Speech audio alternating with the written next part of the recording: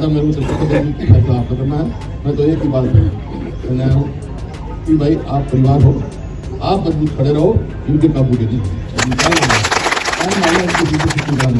मेरे को पूरा भरोसा है कि जितना परिवार की शक्ति होती है ना, वो इंसान की सबसे बड़ी शक्ति होती है। आपकी शक्ति जो है मेरे को और ऊर्जा देगी और इनको अच्छी तरह लड़ेंगे हम। ये नहीं कहना है, बहुत बहुत आपका धन्यवाद। सब शक्तिशाली एक होकर एक ही लक्ष्य प्राप्त करो, एक ही लक्ष्य प्राप्त करो। आप शक्तिशाली एक रहो, आपकी सरकार लानी है। आपके हित में कौन है, आपके इलाके के हित में कौन है, प्रदेश के हित में कौन है, आपने फैसला करना, तुम फैसला करो। आज हरियाणा दोबारा विकास खुशहाली की तरफ आगे बढ़े, ये हमारे कांग्रेस पार्टी का संदेश है। और ये भ्रष्टाचार की चरम सीमा पे पहुंच गया देश। आपने देखा होगा, कल मैं एक बात आपकी उसमें भी रह गया प्रेस कॉन्फ्रेंस में, वो इलेक्टोरल बॉन्ड का एक बड़ा भारी एक ऐसा इशू आया है जिसमें मैं समझता हूं कि भ्रष्टाचार का सरकारीकरण और संगठित भ्रष्टाचार।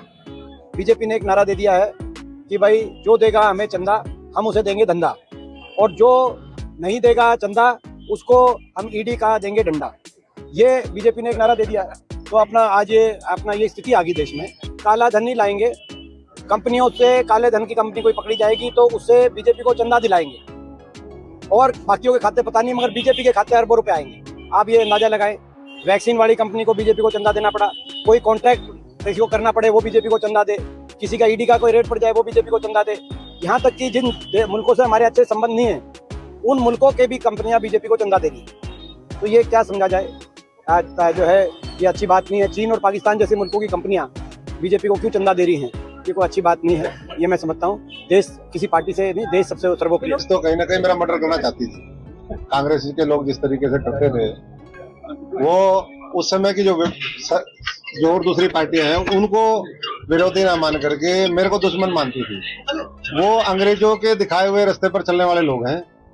आने वाले समय में इस हरियाणा के लोग एक बार फिर 2024 के अंदर 10 की 10 लोकसभा सीटें, हर सीट 5 लाख के मार्जिन से ऊपर से जीतेंगे।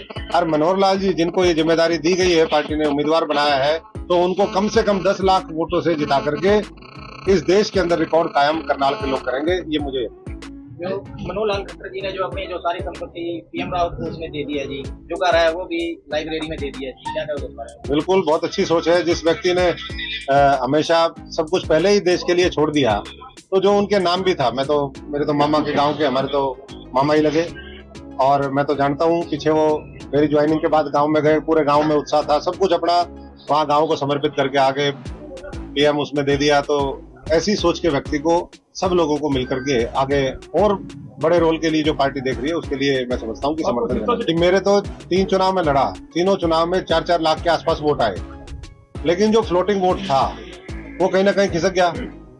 तो अशोक तंवर तो नहीं आ रहा था, मैं चेहरा जरूर था, लेकिन हार कांग्रेस पार्टी की हुई।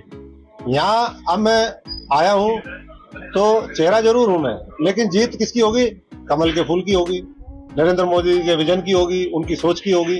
पहली बात तो है कि करनाल से मुझे प्रत्याशी बनाया गया है और करनाल में हमारी टीम बहुत अच्छी है लोकसभा क्षेत्र की। और हमारे जो इस समय जो सांसद हैं संजय भाटिया जी ने ही ओन कर लिया है कि मैं पूरे लोकसभा का क्षेत्र का चुनाव कैंपेन खुद चलाऊंगा, और मुझे भी आखिर जाना होगा, लेकिन मेरा समय मुझे लगता है कि काफी बच जाएगा। इस कारण से हरियाणा में भी, देश में भी, जहां भी पार्टी जिम्मे लगाएगी, हरियाणा के चुनाव अभियान में तो हमारी प्रदेश की इकाई ही उसका योजना बनाएगी, लेकिन अगर बाहर जाने की बात आएगी तो फिर हमारा जो केंद्रीय चुनाव समिति है या वहां के जो चुनाव प्रबंधन का काम है वो जैसा बताएंगे वैसा काम करूंगा। क्योंकि मैं वहां से स्वयं विधायक था और करनाल को सीएम सिटी कहा गया था, मैंने वहां से अपना त्याग पत्र दे दिया है।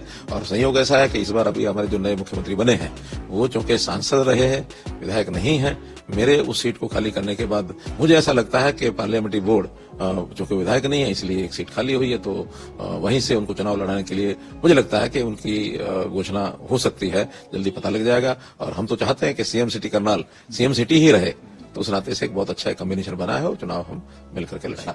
10 की 10 है और आगे भी, अब चूंकि इससे ज्यादा तो हो भी नहीं सकती, इसलिए 10 सीटें हैं, 10 की 10 हम पुनः जीतेंगे, ये हमारा पूरा विश्वास है। और हम पूरा अपना जो शेयर है 400 सीटों में 10 सीटों को योगदान करेंगे।